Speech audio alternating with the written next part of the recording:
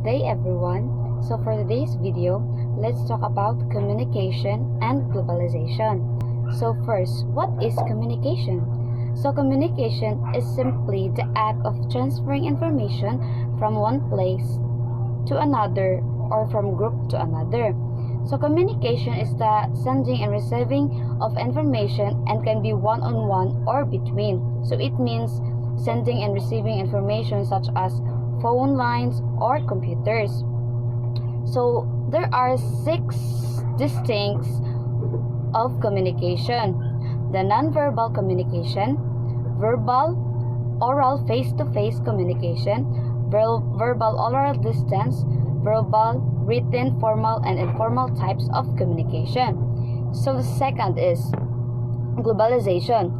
So from the word globalization, it describes the growing of interdependence of the world's economies, cultures, and populations brought about by cross-borders, trades and goods, and service technologies and flows of investment of people and information. So globalization is the process of interaction and integration among people and companies. So accelerated since 18th century and due to the advances in transportation and communication technology. So in simple terms, globalization is the process by which people and goods move easily across borders, like the integration of markets, trade and investments with few barriers to slow the flow of products and services between nations. So global communication is directly affected by the process of globalization, like business opportunities, remove cultural barriers, and develop a global village.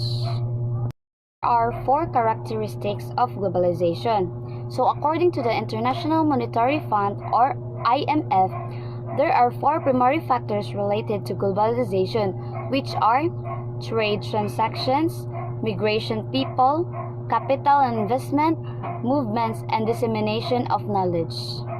So, what is meant by communication and globalization? So, communication allows people to express themselves, leading to social and psychological well-being. Globalization is about interconnectedness of people and business across the world that eventually leads to global cultural, political, and economic integration. So that's all. Thank you for listening.